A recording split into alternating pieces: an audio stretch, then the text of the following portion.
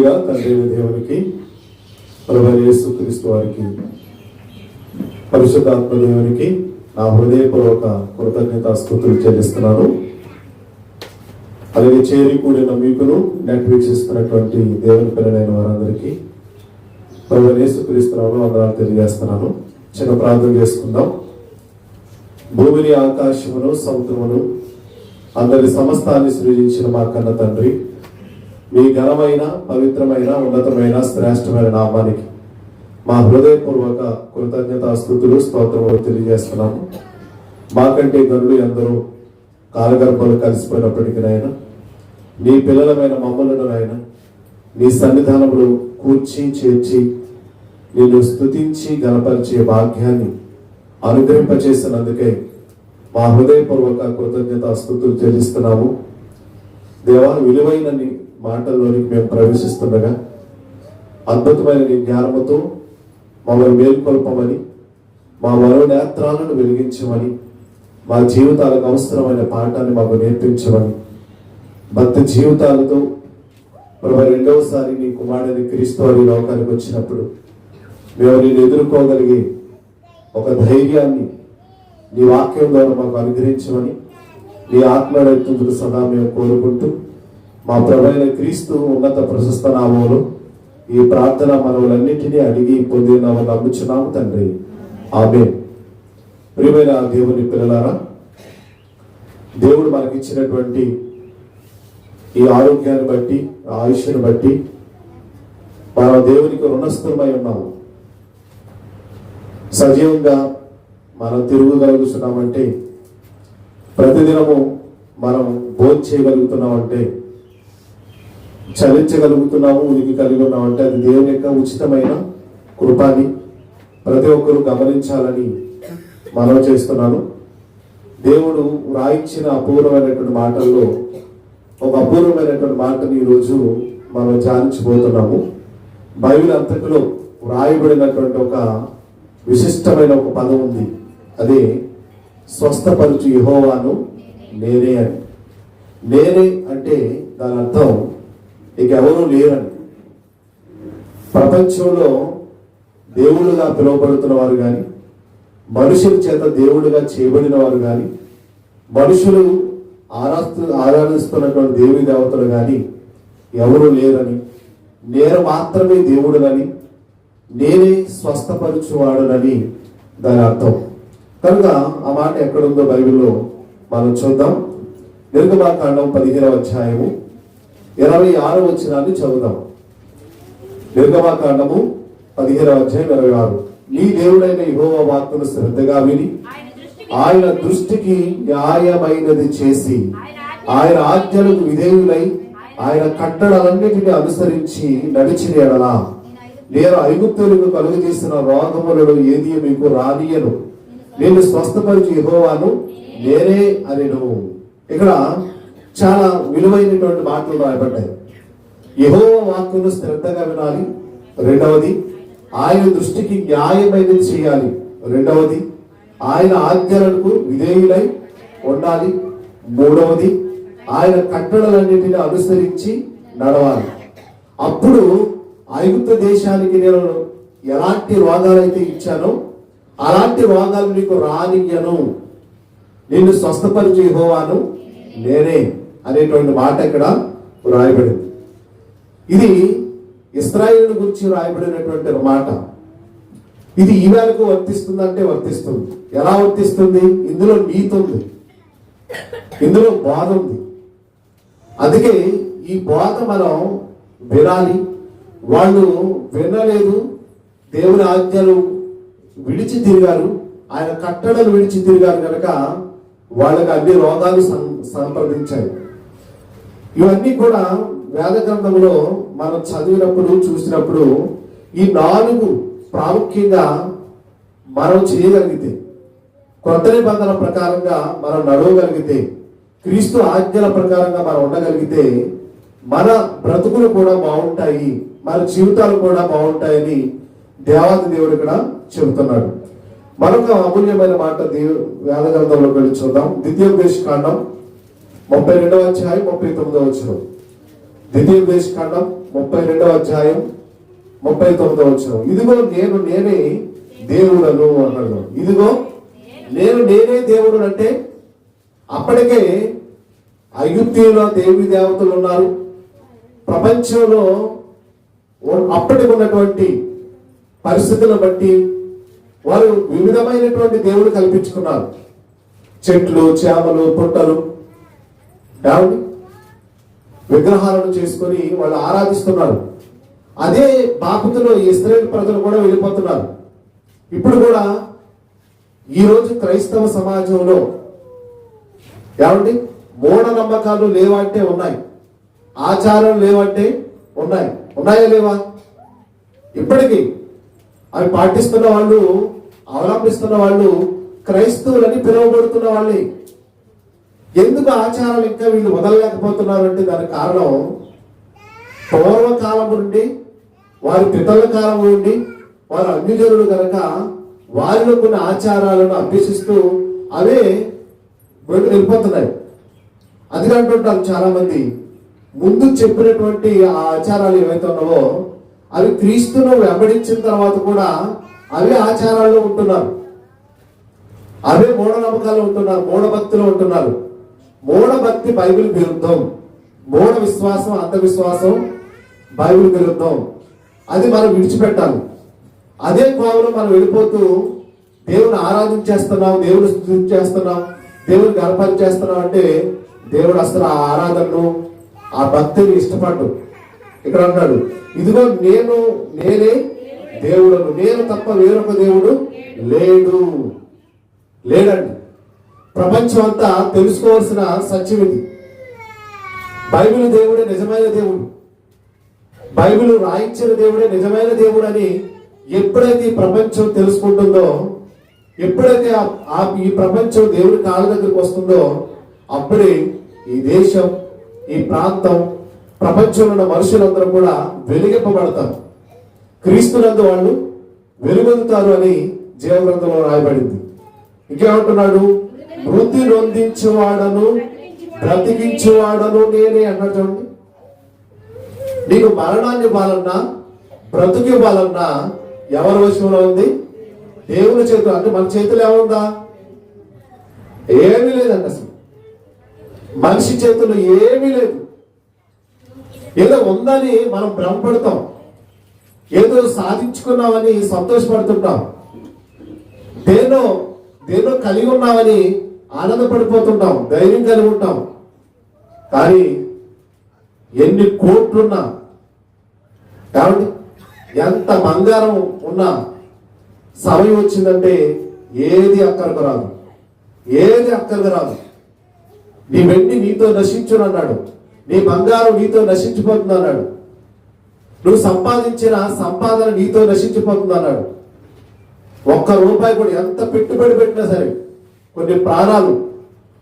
మన ఒక ఆయన చనిపోయి, చాలా పెద్ద ధనవంతుడు, కాబట్టి ఆయన ఎంత ఐశ్వర్యం, వేల కోట్లండి, లక్షల కోట్లు ఉన్నాయి.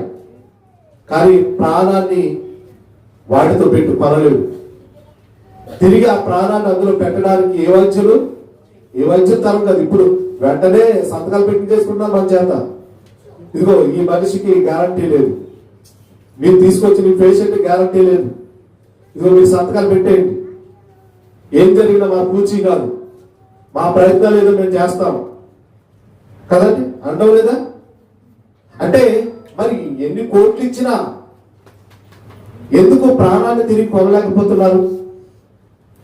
అదే అన్నాడు, మృతి నొందించువాడును నేనే, బ్రతికించువాడును నేనే, గాయపరచువాడును నేనే, స్వస్థపరచువాడును నేనే, నా చేతిలో నుండి విడిపించేవాడు ఎవడు లేడు.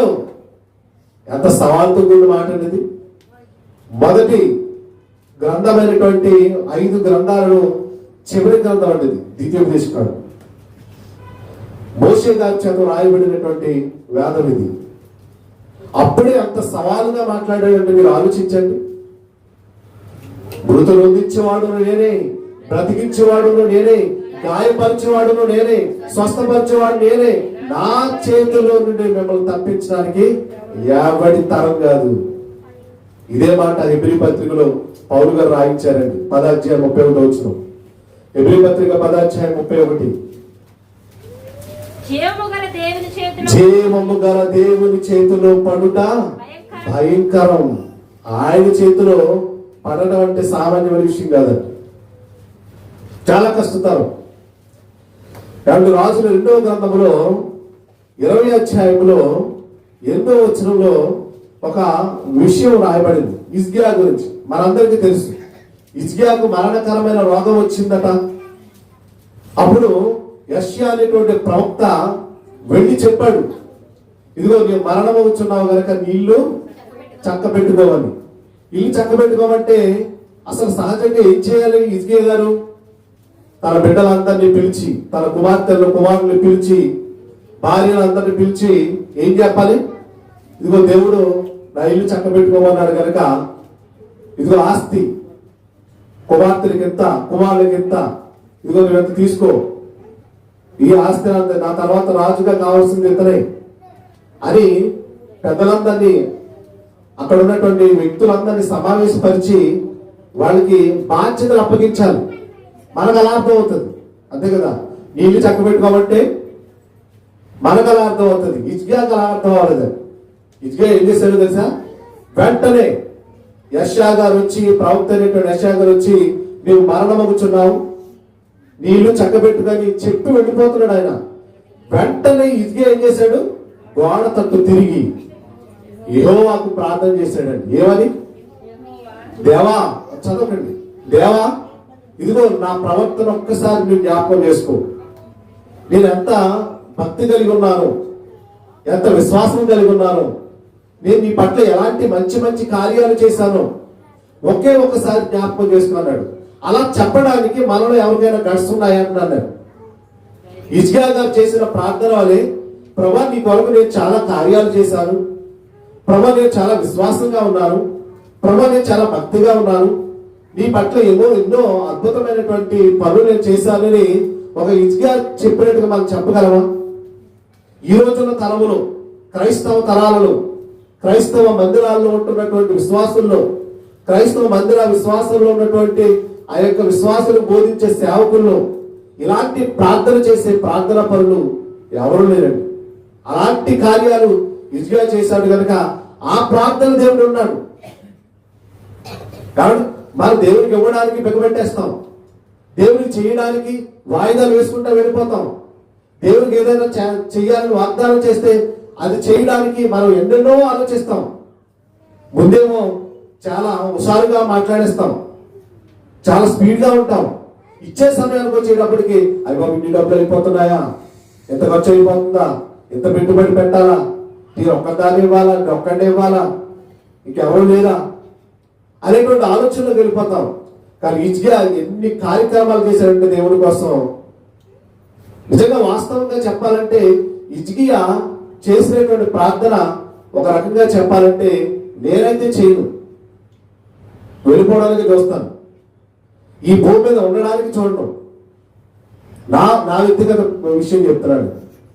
కానీ హిజ్కియా ఇంకా చేయవలసిన పనులు ఉన్నాయి, చేయవలసిన కార్యాలు ఉన్నాయి కనుక దేవుడు అడిగాడు.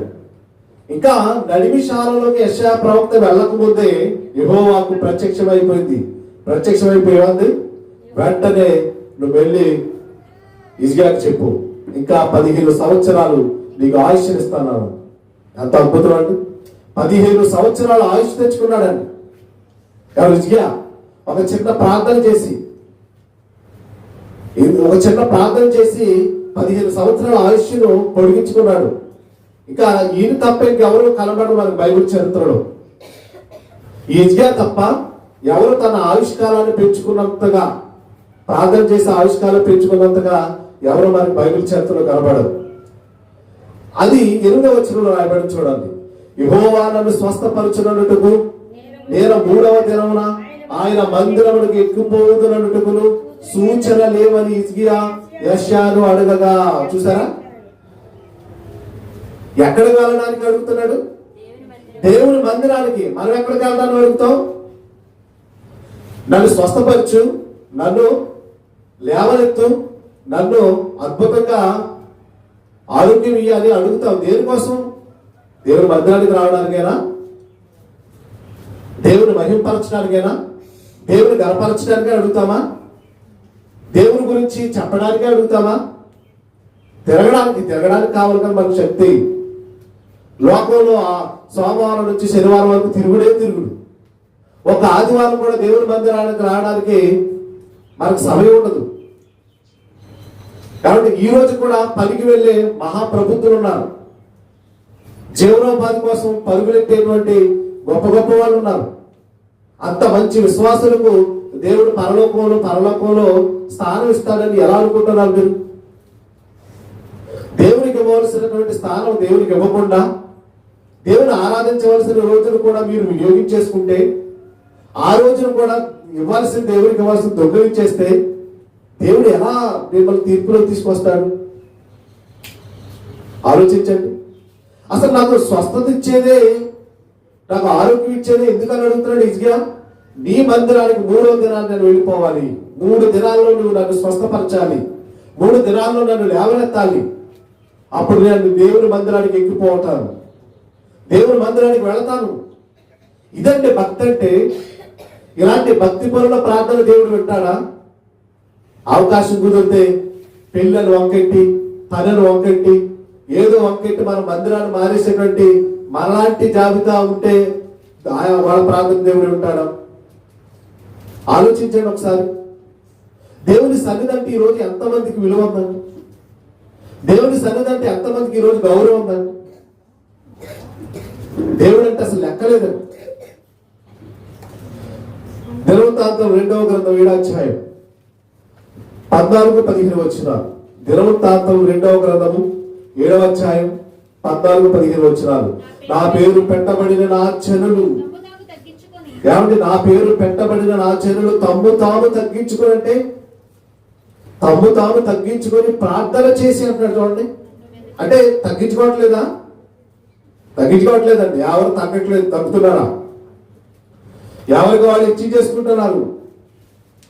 కాబట్టి ఈ భూములు బుట్టలో చూసుకొని మీరు హెచ్చించేసుకుంటే, మీకు ఏదో బ్యాంక్ బ్యాలెన్స్ ఒక 10 లక్షలు ఉన్నాయని హెచ్చించేసుకుంటే ₹1 మీకు ఉపయోగపడదు తెలుసండి.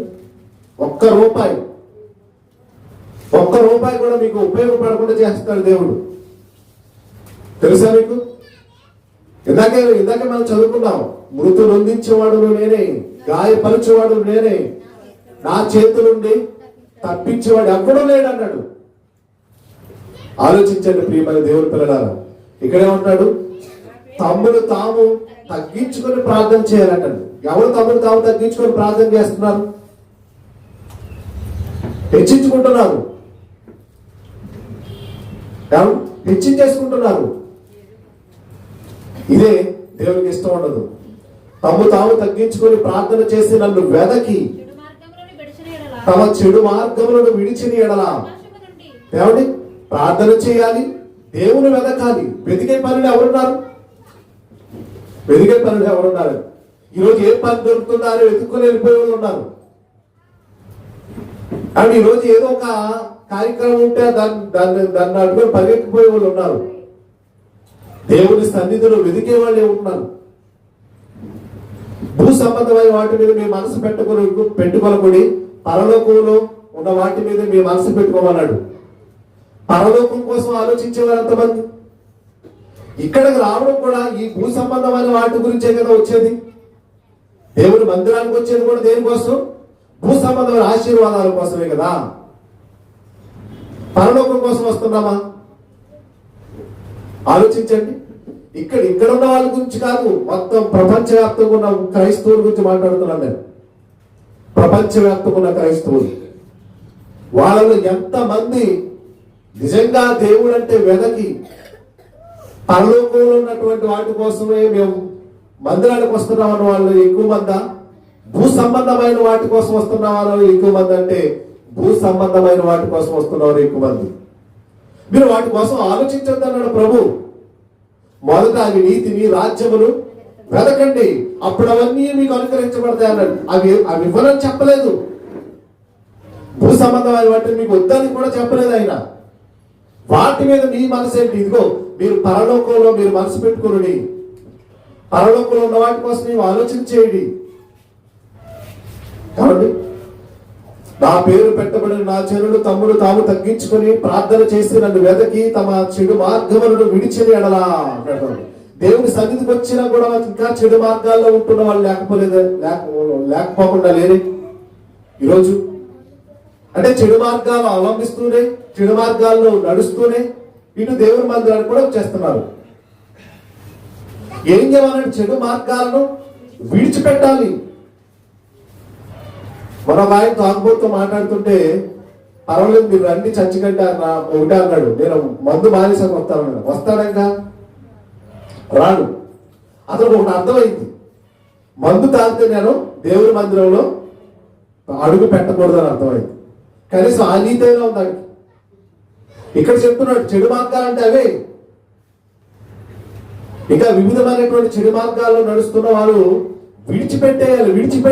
దేవుని దగ్గరకు వస్తేనే అవన్నీ దూరం అయిపోవాలి. చెడు మార్గాలు విడిచిన ఎడలా ఆకాశమును నేను వారి ప్రార్థన అప్పుడు వింటాడన్న మన ప్రార్థన అప్పుడు వింటాడు. చెడు మార్గాలలో మనం నడుస్తూ, చెడు సహవాసాలలో మనం నడుస్తూ మనం ప్రార్థన చేస్తే దేవుడు వెండు. ఇంకేమన్నాడు? వారి పాపమును క్షమించి వారి దేశమును దేశాన్నే స్వస్థపరుస్తాడటండి. ఏంటంట? ఆయన మార్గంలో నడిచి ఎవరు ఆయన సన్నిధిని వెతికి ఆ చెడు మార్గాలను విడిస్తే ఆకాశము నుండి నేను వారి ప్రార్థన వింటాను, వారి పాపమును నేను క్షమించేస్తాను. అదే కదండి మనకి పెద్ద సమస్య. దేవునికి మనకి మధ్యలో పెద్ద అడ్డుబాటు ఏంటనుకుంటున్నారు? ఇదే చాలా పెద్ద అడ్డుబండండి. మనం అనుకుంటున్నాం దేవుని సన్నిధానికి వస్తే చాలు, మన పాపం విడిచిపెట్టకపోయినా పర్వాలేదు, పాపంలోనే కొనసాగుతూ చెడు మార్గాల్లోనే కొనసాగుతూ మనం ప్రార్థన చేస్తే దేవుడు వినేస్తాడు అనుకునే వెంటనే ఇక్కడ చెప్పాడు కదా, వేదంలో రాయబడింది కదా, అప్పుడు వింటాను. నువ్వు విడిచిపెట్టినప్పుడే ఉంటాను నీ ప్రార్థన. శంకర ప్రార్థన అందుకే కదా విన్నాడు ఆయన. శంకర దేవుని మందిరంలో కూడా అడుగు పెట్టడానికి సాహసించలేకపోయాడు. కనీసం ఆకాశం వైపు కన్నులెత్తి చూచుటకైనా సాహసించలేకపోయాడు. ప్రభువా నేను పాపిని, నా పాపాలు క్షమించు అని దేవుని గోజాడాడు. అది కదా దేవుడు మన నుంచి కోరుకున్నది.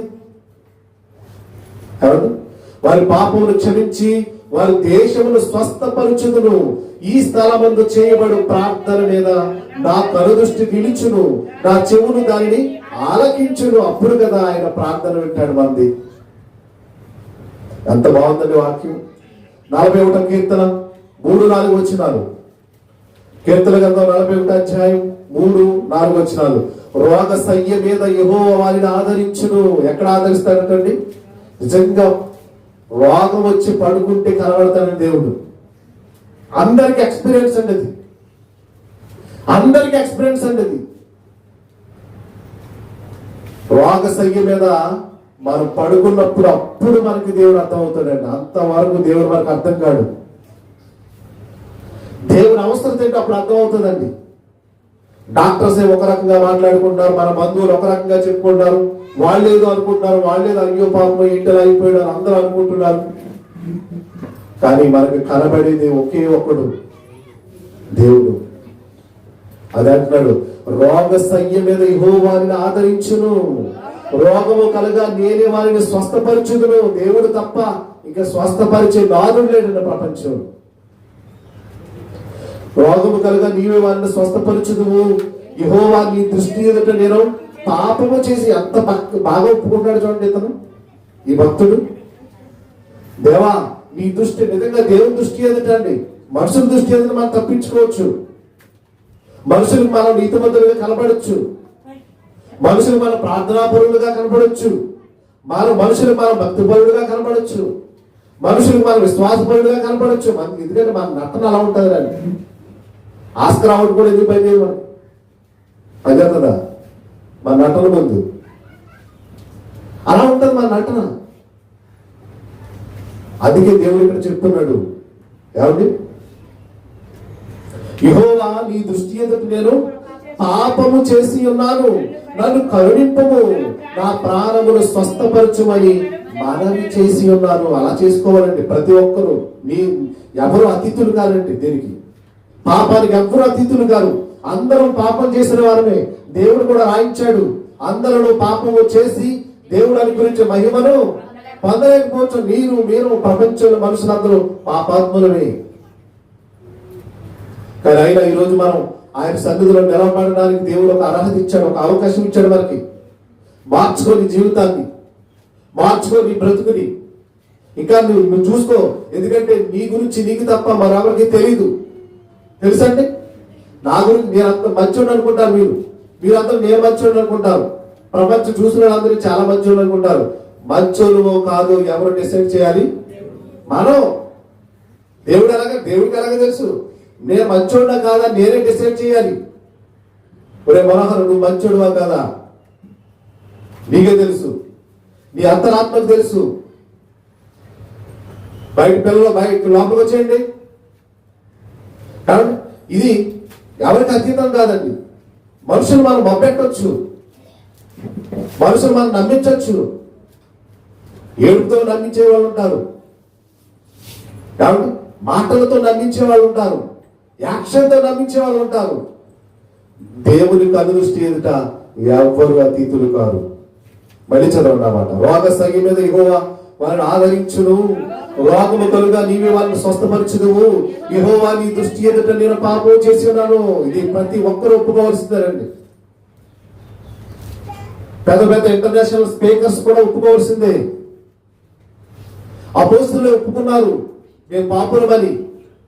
చూడండి ఒకసారి యోహాను మొదటి పత్రిక మొదటి అధ్యాయం 4 నుండి. యోహాను గారు రాసిన మొదటి పత్రిక మొదటి అధ్యాయము 5వ వచనమా చదవండి. మేము ఆయన వలన విని మనము పాపము లేని వారమని చెప్పుకొని ఎడల. అంటే నేను నీతిమంతుడిని, నేను పాపాత్ముడు కాను, నేను గొప్పవాడిని, విశ్వాసిని, భక్తుడను, యెహోవా భక్తుడను, దేవుని భక్తుడని మనం చెప్పుకుంటాం కదా. నేను క్రైస్తవుడను అని దేవుని అపోస్తలులు రాస్తున్న మాట అండి. మనము పాపము లేని వారమని చెప్పుకుని ఎడల మనమే ఏం చేసుకుంటామట? మోసపుచ్చుకుందాము. అంటే మాట మీకు ఏమన్నా అర్థమైందా? అర్థమైన చేతులు ఎత్తండి,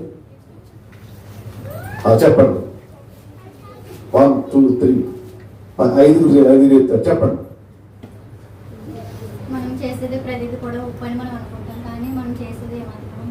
వెరీ గుడ్, చాలా. అంటే ప్రసంగం వెళ్తుంది కదా.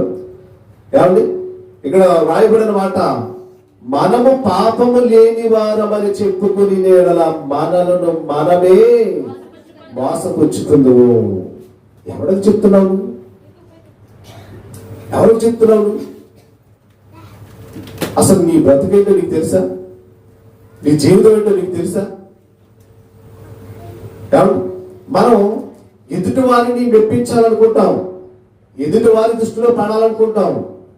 అది చాలా తప్పండి. దేవుడు మనల్ని చూస్తున్నాడు. చూచుచున్న దేవుడు అని రాయబడింది బైబిల్లో. ఆయన ఎలాంటి దేవుడట? చూచుచున్న దేవుడు. మన క్రియలు చూస్తున్నాడు, మన ప్రవర్తన చూస్తున్నాడు. మన జీవితం అంటే తెరచిన పుస్తకం ఆయనకి. మన లైవ్ వెళ్ళిపోతుంది ఆయనకి.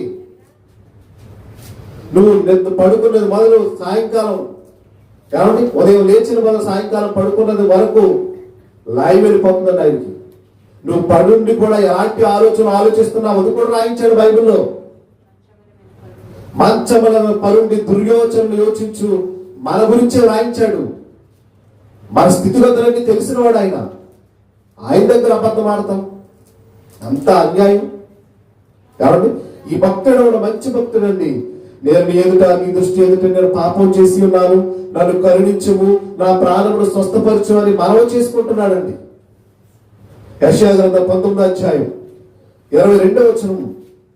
యెషయా గ్రంథం 19వ అధ్యాయం 22. యెహోవా వారిని కొట్టును, స్వస్థపరచవలెను ఐగుప్తీయులను కొట్టును.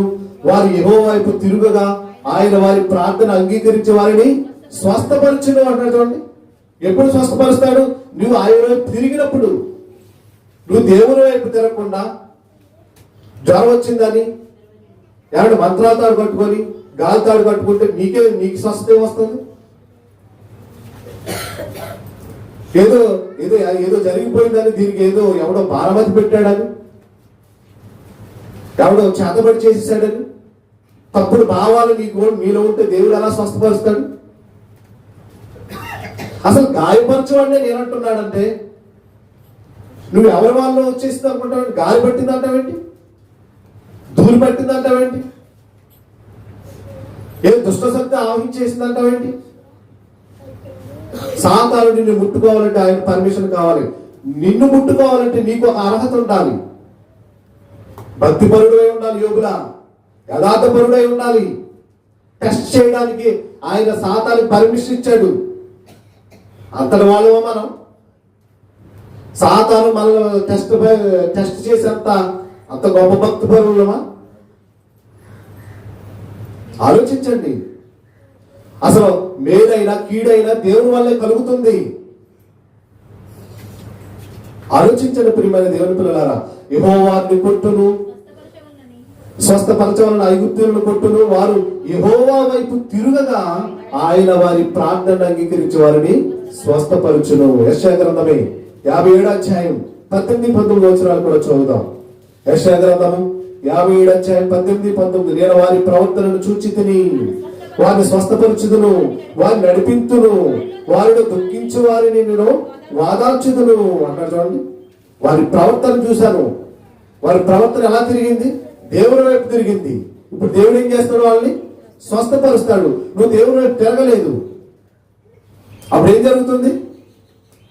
స్వస్థత రాదు అండి. వారిలో దుఃఖించే వారిని వాదార్చుదును. చూడండి నెక్స్ట్ మాట, వారిలో కృతజ్ఞత బుద్ధి పుట్టించు దూరస్తులను సమీపస్తులకు సమాధానము చెప్పి నేను వారిని స్వస్థపరిచిదని యెహోవా సెలవిచ్చుచున్నాడు. కృతజ్ఞత ఉండదు చాలా మందికి, కానీ ఆ బుద్ధి కూడా ఎవరు పుట్టిస్తారంట? దేవుడు పుట్టించిన కొంతమంది ఆ కృతజ్ఞత భావాన్ని వ్యక్తపరచరు. నిజంగా అది వచ్చి సాక్ష్యం చెప్పుకుంటుందని నేను అనుకోలేదండి. అసలు దేవుడు స్వస్థపరిచాడని అర్థమైంది. దేవుడే దిక్కని ప్రపంచానికి అర్థం అవ్వాలండి. దేవుడే శరణ్యం, ఆయన చెప్పిన మాటల ప్రకారం మేము బ్రతకాలి అని ప్రపంచానికి అర్థం అవ్వాలని ఈ మాటలు చెప్తున్నాను. ఇర్మియా గ్రంథం 17వ అధ్యాయం 14 వచనం. ఇర్మియా గ్రంథము 17వ అధ్యాయం 14 వచనం. యెహోవా నీవు నన్ను స్వస్థపరచుము, నేను స్వస్థత నందుదును. చూడండి ఎంత బాగా మాట్లాడుతున్నాడు. యెహోవా నీవు నన్ను స్వస్థపరచుము అంటే యెహోవా తప్ప దేవుడు లేడా? లేడు. మరో దిక్కు లేదు, మరో ఛాయిస్ లేదు, మరొక అవకాశం మనకు లేదు. ఎక్కడికి వెళ్ళి మనం స్వస్థపరచబడలేవండి, అవకాశం లేదు ప్రపంచానికి. యెహోవా నీవు నన్ను స్వస్థపరచుము, నేను స్వస్థత నొందుదును, నన్ను రక్షించము, నేను రక్షింపబడుదును, నేను నిన్ను స్తోత్రించుటకు నీవే కారణభూతుడై ఉన్నావు అంటాడు. చూడండి, అసలు నేను నిన్ను స్తుతించడానికి కూడా ఎవరు కారకులు? దేవుడు. ఇది ఎంత అద్భుతమైన మాట మీరు గ్రహించండి.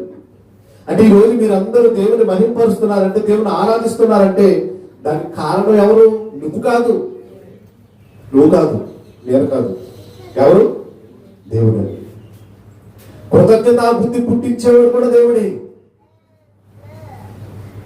ఈరోజు నిన్ను లేవనెత్తువాడు, నిన్ను నడిపించేవాడు, నిన్ను కరుణించేవాడు, నిన్ను కటాక్షించేవాడు ఆయనండి, ఇంకెవరు కాదండి. మన బంధువులు కాదు, మన స్నేహితులు కాదు, మన మిత్రులు కాదు, మన రక్త సంబంధులు కూడా మనకు దూరంగా ఉంటారు ఇలాంటి సమయంలో. మన ఆపద సమయంలో మన వాళ్ళే మనకు దూరంగా జరిగిపోతుంటారు. ఏమైనా సహాయం చేయలేమోనని, ఏమైనా సహాయం చేయవలసి వస్తుందేమోనని. కానీ మనం చూడవలసింది ఒకే ఒక్కడు ఉన్నాడు ప్రపంచంలో, ఆయనే దేవాది దేవుడు. ఆకాశం వైపు చూడు, నీ కన్నులెత్తి ఆకాశం వైపు చూడు. భక్తుడైతే కదా అంటాడు, కొండల తట్టు నా కన్నులెత్తుచున్నాను, నాకు సహాయం ఎక్కడి నుండి వచ్చును? యెహోవా వల్లే నాకు సహాయము కలుగును. ఎవరి వల్ల నీకు సహాయం కలుగుదండి. మనుషుల వైపు చూసావా? మనుషులు నిన్ను నట్టనని సముద్రాన్ని ముంచేస్తారని వాడు, నమ్మించి గొంతు కోసేస్తారని వాడు. అందుకే మనుషులు నమ్ముకునే కంటే, రాజును నమ్ముకునే కంటే యెహోవాను ఆశ్రయించుట మేలు అని రాసిన భక్తుడు. వీళ్ళందరూ ఎక్స్పీరియన్స్ అయ్యి రాసిన మాటలండి అన్నీ కూడా, వాళ్ళ జీవితాలు అనుభవించి రాసిన మాటలు.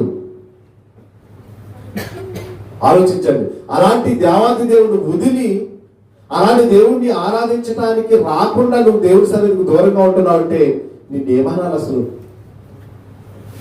ఏమనాలి? 23:6 కూడా చదువుదాం.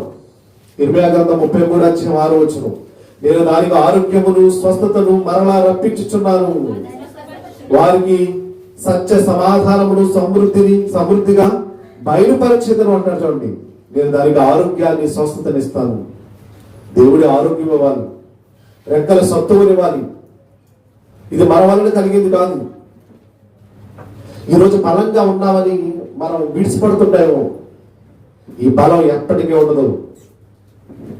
ఎవరెవరు బలం ఎక్కువ ఉంటుందండి, ఆ బలాన్ని బట్టి మనుషులు వెలవెగుతుంటారు. ఆ బలం ఇచ్చింది ఎవరో నీకు తెలిస్తే నువ్వు దేవుని సన్నిధిలో కూర్చుంటావు. నీకు ఆ బలాన్ని ఇచ్చింది ఎవరు? ఆ శక్తిని ఇచ్చింది ఎవరు? ఆ ఆరోగ్యాన్ని ఇచ్చింది ఎవరు? ఎవరో తెలుసుకొని నువ్వు బ్రతుకుతున్నావు. ఈరోజు ఆ ఇచ్చిన దేవుణ్ణి ఆరాధించడానికి రాకుండా నాకు బలం ఉందని నువ్వు పని చేసుకోవడానికి వెళ్ళిపోతున్నావా? జీవనోపాధి కోసం పరుగులేడుతున్నావా? ఆలోచించు ఒకసారి. నీకు ఆ బలం ఎవరు ఇచ్చారు? ప్రియమైన దేవుని పిల్లలు, దేవుడు చాలా సీరియస్ అవుతున్నాడు అనే విషయంలో. చాలా సీరియస్ గా ఉన్నాడు. హోషేయ గ్రంథం 6వ అధ్యాయం 1వ వచనం. హోషేయ గ్రంథం 6వ అధ్యాయం 1వ వచనం.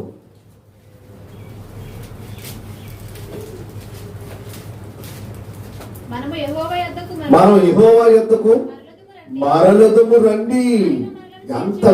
ఎంతమంది ప్రవక్తలు ప్రవచించారండి బాబు. ఎంతమంది భక్తుల ద్వారా దేవుడు తన ఆర్తనాదాలు వినిపించాడు, తన ఆవేదన వినిపించాడు. నా దగ్గరికి రండి. మీరు ఎక్కడికి వెళ్తున్నారు? ఎక్కడికి వెళ్ళా తిరిగి మళ్ళీ నా దగ్గరికి రావాలి.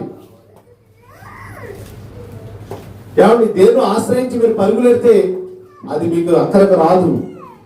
నేనే శరణ్యం, నేనే దిక్కు.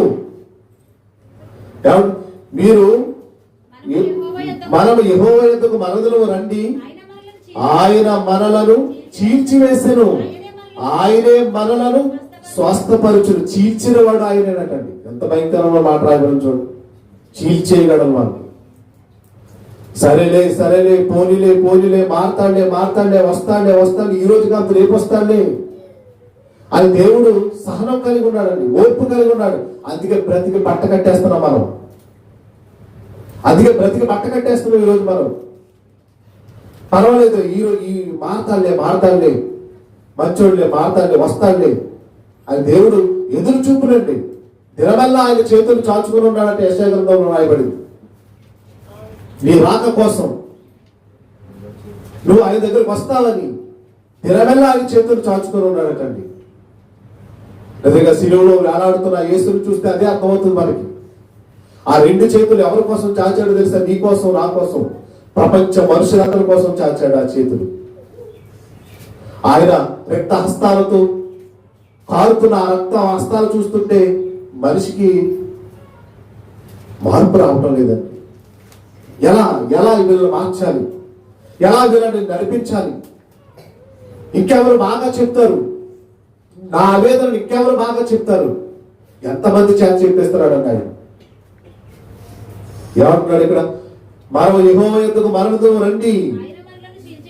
హోషేయ, నిజంగా హోషేయ అనే భక్తుడు, ఆయన జీవిత చరిత్ర చదివితే ఎంత అద్భుతమైన చరిత్ర అయింది. ఆయన పిలుపునిస్తున్నాడు. ఆయన మనలను చీల్చివేసెను, ఆయనే మనల్ని స్వస్థపరచును, ఆయన మనలను కొట్టెను, ఆయన మనలను బాగు చేయను. కొట్టేవాడు ఆయనే, బాగు చేసేవాడు ఆయనే. ఆయన తలుపు వేయగా తీయగలిగిన వాడు ఎవడు అంటాడు. అంటే దాని అర్థం ఏంటో తెలుసా? ఇంకా ఆయన ఒక పని చేశాడంటే ఆ చేతి పనులు మన వల్ల కాదండి. ఏ డాక్టర్ స్వస్థపరచలేదు. కొంతమంది పెద్ద టెక్నాలజీని ఉపయోగించుకొని, లేజర్ టెక్నాలజీని ఉపయోగించుకొని, ప్రపంచంలో అత్యున్నతమైన వైద్యాన్ని ఉపయోగించుకొని మెరుగైన వైద్యం చేయించిన కొన్ని ప్రాణాలు నిలబడవు. దానికి కారణం ఏంటో తెలుసా? అది దేవుని చేతిలో ఉంది. దేవుడు అనుకుంటే మానవ ఆకారాన్ని నిర్మించిన వాడండి ఆయన. తన స్వహస్తాలతో నిర్మించినటువంటి ఆ మానవ ఆకారాన్ని మళ్ళీ తిరిగి బ్రతికించగలడు ఆయన.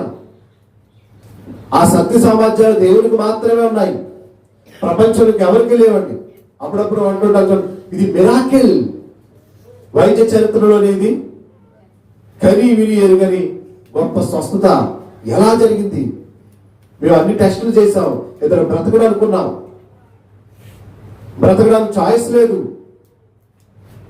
అనుకున్నాం. అలాంటి వ్యక్తి ఎలా బ్రతికేశాడు అనుకుంటారు. వాళ్ళకే ఆశ్చర్యం కలుగుతుంటది. ఇది దేవుని వలన కలిగిన కార్యం, దేవుని వలన జరిగేది ఇది. ఏమండి? అదే హోషేయ గ్రంథం 11:3 కూడా చదువుదాం. హోషేయ గ్రంథం 11:3. ఎఫ్రాయిమును చెయ్యి పట్టుకొని వాడికి నడక నేర్పిన వాడు నేనే. మనందరికి నడక నేర్పిన వాళ్ళు ఎవరు? ఇక్కడ మాట కాదు, వాళ్ళు చెప్పండి. అమ్మ అనుకున్నాము, నాన్న అనుకున్నాము, అంతే కదా. బంధువులు, మావయ్యలు, అత్తయ్యలు వీళ్ళందరూ చేయి పట్టుకొని చిటికిన వేలు పట్టుకొని నడిపించారు అనుకున్నాం. కానీ అసలు రహస్యం ఏంటో తెలుసా మీకు? మీ అమ్మ వెనుక, మీ నాన్న వెనుక, మీ తాతయ్య వెనుక, మీ అమ్మమ్మ వెనుక, మీ మావయ్య అత్త వెనుక ఎవరున్నారో తెలుసా? దేవుడండి. ఇక్కడ రాశాడు. అది చదివాక ఎంత ఏడ్చానంటే, నిజంగా ప్రభా, నాకు నడక నేర్పించిందే నువ్వా? మా అమ్మ అనుకున్నాను, మా నాన్న అనుకున్నాను, లేదా మా అమ్మమ్మ అనుకున్నాను, నా తాతయ్య అనుకున్నాను, కానీ నువ్వా తండ్రి అని ఏడ్చానండి ఈ మాట చదివాక. చదవండి ఒకసారి మళ్ళీ. ఎఫ్రాయిమును చెయ్యి పట్టుకొని వారికి నడక నేర్పిన వాడును నేనే. ఇంకా వారిని కౌగలించిన వాడును నేనే. నేను వారిని స్వస్థపరచు వాడునైనను ఆ సంగతి వారికి మనసును పట్టలేదటండి. ఈ మాట చదివి చాలా బాధ అనిపించింది. ఈ రోజు కూడా ఎవరికి మనసును పట్టట్లేదు దేవుని వాక్యం. చెవును పెట్టట్లేదు, మనసును పెట్టడం లేదు. ఎంత బాధ కలిగి ఉంటే ఈ మాట రాయిస్తాడో తన తండ్రి, మాట కన్న తండ్రి. మీరు ఆలోచించండి, ఎంత బాధ కలిగితే రాయిస్తాడండి. వారికి మనసును పట్టలేదటండి. నేనే వారిని చెయ్యి పట్టుకుని నడిపించాను. వాళ్ళు బ్రతికించిన వాడు నేనే, కౌగిలించుకున్న వాడు నేనే. అశగ్రంథం ఉంటుంది, మిమ్మల్ని ముదిమి వచ్చే వరకు నా చక్క పెట్టుకునే వాడును కూడా నేనే. అంటే మనకు ముసలితనంలో కూడా మనల్ని కాపాడే దేవుడు ఆయనే అయితే ఇంకేంటని మరి ఎక్కడెక్కడ పరుగులు తీస్తున్నామండి, ఎక్కడెక్కడ వెతుక్కుంటామండి వెళ్ళి. లోపల ఇంకేముందండి వెతుక్కోవడానికి? ఆలోచించండి ఒకసారి. ఎంత మంచి మాట రాయించాడు చూడండి. ఈ మాటను బట్టి మన మనసు మారిపోవాలి ప్రియమైన దేవుని పిల్లలారా. ఎఫ్రాయిమును చెయ్యి పట్టుకుని వారికి నడక నేర్పిన వాడును నేనే, వారిని కౌగలించుకుని వాడును నేనే, నేనే వారిని స్వస్థపరిచిన వాడునైనను నేనే స్వస్థపరిచానని వాళ్ళకి తెలియలేదటండి. ఎంత బాధపడుతున్నారు చూడండి, ఎంత మనసును పట్టలేదటండి. నేనే వారిని కాపాడుతున్నానని కంటికి రెప్పలా వారికి అర్థం అవ్వట్లేదంటే ఇంకేం చేయాలి చెప్పండి ఈ సమాజాన్ని? ఏమండి? కీర్తన గ్రంథం 103 3 కీర్తన గ్రంథము 103 ఆయన నీ దోషములన్నిటినీ క్షమించువాడు. ఇప్పుడు నేను క్షమించనంటున్నాడా? పాపం చేసావు కదా, ఇప్పటివరకు బోల్డ్ పాపాలు చేసావు, ఎన్నో ఘోరాలు చేసావు, ఎన్నో నేరాలు చేసావు, నువ్వు దోషివి, పనికి మాలిన వాడివి, నేను ధరించి రానివ్వను, నువ్వు నా సన్నిధిలో కూర్చోవడానికి వీల్లేదు అంటున్నాడని దేవుడు. అసలు ఎక్కడైనా నువ్వు ఎంత ఘోర పాపమైనా పర్వాలేదు, నేను నిన్ను ప్రేమిస్తాను, నీ పాపాలు విడిచిపెట్టేసి నా దగ్గరికి రా అంటున్నాడండి. ఇలాంటి దేవుడు ఇంకెక్కడున్నాడు చెప్పండి? ఇన్ని పాపాలు చేసినా, ఇన్ని ఘోరాలు చేసినా, ఇన్ని నేరాలు చేసినా నిన్ను క్షమించడానికి దేవుడు సిద్ధ మనసు కలిగి ఉన్నప్పుడు కూడా నువ్వు ఆయన దగ్గరకు రావట్లేదంటే ఇక నిన్నేమనాలి? మళ్ళీ చదువుదాం. ఆయన నీ దోషములన్నిటినీ క్షమించేవాడు, నీ సంకటములన్నిటిని అంటే ఏంటో తెలుసండి? రోగాలను. సంకటములంటే అవి. నీ సంకటములన్నిటిని కుదుర్చేవాడు, సమాధిలో నీ ప్రాణమును విమోచించేవాడు ఆయనే. సమాధికి వెళ్లకుండా ఇంకా మనం బ్రతుకున్నాం, గోతికి వెళ్లకుండా ఇంకా బ్రతుకున్నాం అంటే దేవుడే కారణం అండి. మట్టిలో మట్టి మనుషులు వాడు మనం. మట్టిలో కలిసిపోవలసిన మానవ దేహాలు ఇవన్నీ కూడా ఇంకా ఇవి సజీవంగా ఉన్నాయంటే ఆలోచించండి. దేవుడు నిన్ను ఎందుకు ఆయన ఉంచుతున్నాడు? నువ్వు దేవుడి కొరకు ఏదో చేస్తావనే కదా, దేవుడి కొరకు బ్రతుకుతావనే కదా, దేవుని కార్యక్రమాల్లో నువ్వు ముందుంటావనే కదా. ప్రియమైన దేవుని పిల్లలారా, 30వ అధ్యాయం కీర్తన గ్రంథం 2వ వచనం కూడా చదువుతాం. కీర్తన గ్రంథం 30వ అధ్యాయం 2వ వచనం. యెహోవా నా దేవా, నేను నీకు మొర్రపెట్టగా నీవు నన్ను స్వస్థపరిచితివి. యెహోవా, పాతాళములో నుండి నా ప్రాణమును లేవనెత్తితివి. చాలమ్మా, చూసారా? ఇప్పుడు ప్రార్థన చేసే అవకాశం కూడా లేదండి కొంతమంది. బెడ్డ మీదకి వెళ్ళిపోతే మన దేవుని అడుక్కోవడానికి కూడా అవకాశం లేదు. అలాంటి పరిస్థితి ఏంటంటే మన పరిస్థితి మీరు ఆలోచించండి.